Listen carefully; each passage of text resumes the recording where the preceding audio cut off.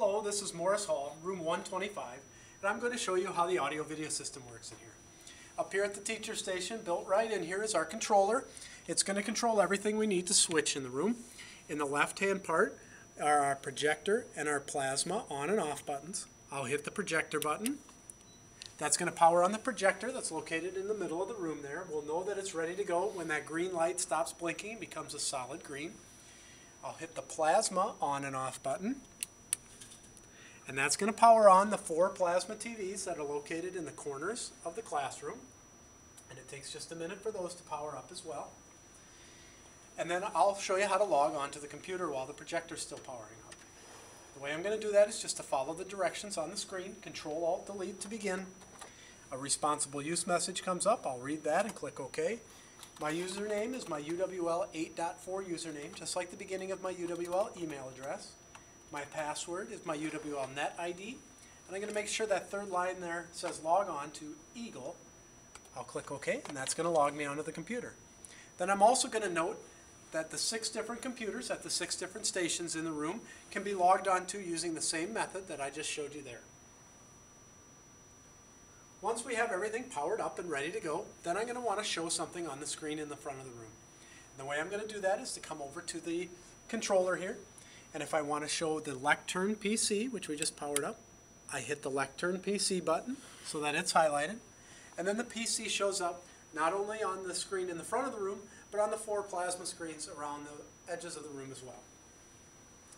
The document camera is located here on the right side of the teacher station, and the power button is on the right-hand side of the document camera. I'll go ahead and power that on. My advanced features are up here by the camera of the document camera. Zoom in and out using the zoom wheel. There's an auto and a manual focus, and you'll want to keep that on auto focus unless you're doing something very active underneath the camera. And then in order to show that on all the different displays here in the room, I come over here and I hit the dock cam button. And that's going to switch it to the dock cam on all of the TVs around the room and also on the front of the room. Then anything we do will show up for us.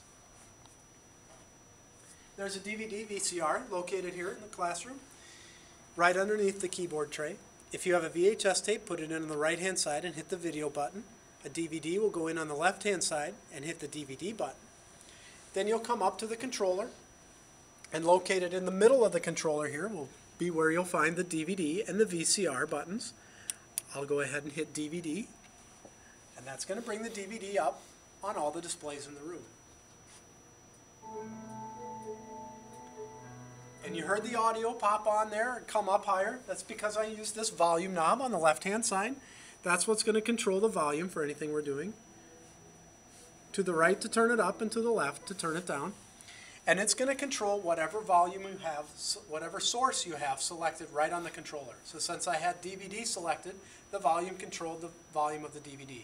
If I had the Lectern PC selected, it would control the volume on the PC, the laptop, the VCR, and so on. So whatever you have selected is what that audio is going to control. Everything you need to connect a laptop computer is located in this little trap door, including a power supply.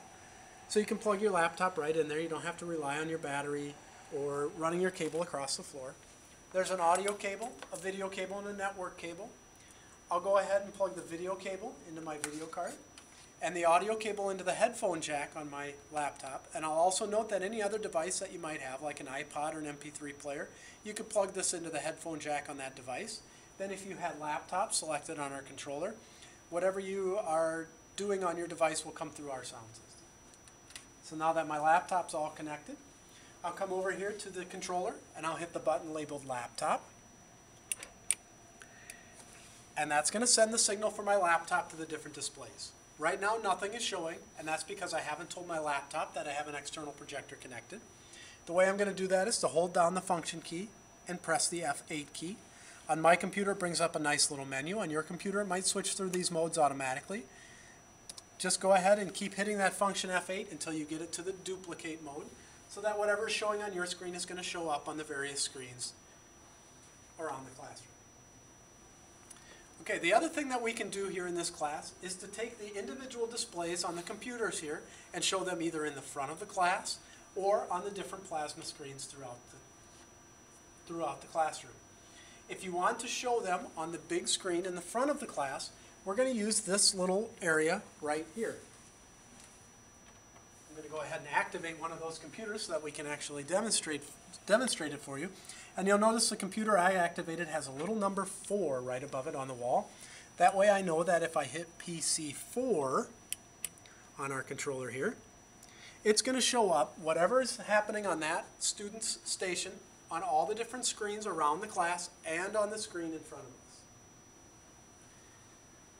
Now, it's possible that you might want to show that PC up in the front of the classroom, but not on the individual screens for the students.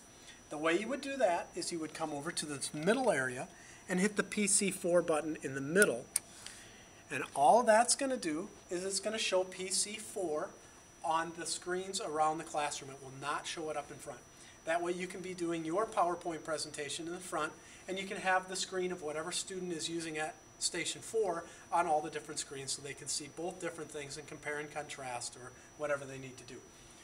So the PCs on the left-hand side will show up on all the displays. The PC buttons in the middle of the controller will show up just on the plasma screens throughout the room. So if you can keep that distinguished, then you should have no problems.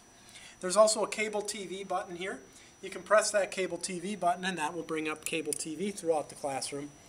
And then there's a remote control here that will help you control a little tuner to turn your channel up and down and to turn the TV channel if you wanted to use that.